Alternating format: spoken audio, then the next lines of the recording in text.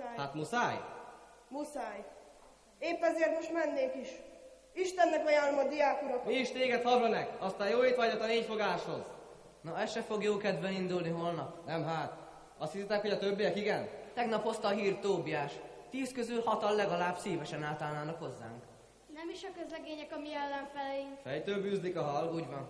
Fiúk, meg kell akadályoznunk, hogy a Havranekokat a magyarok ellen vigyék. Micsoda? Nem fogjuk megengedni, hogy elinduljanak Bécsből a csapatok. Ha törik, ha szakad, megakadályozzuk. Megakadályozzuk. Most megmutathatjuk, hogy mire való a mi légiónk. Nem hegedülni küldött közétek a pesti ifjúság, hanem azért küldött, hogy megértsük egymást, és addig húzzuk a sukött amíg itt is újra elkezdődik a tánc. Addig csak higgyék rólunk a burgban, hogy szorgalmas muzsikusok vagyunk, akik egész nap keringőket cincogunk a főhadi szállásunkon. Ez az alvóváros egy szép napon úgy is arra ébred, hogy a keringőből induló lett. De ez Naturnak, a hadügyminiszternek pusztulnia kell. Úgy van. Ő rángatja most drótonak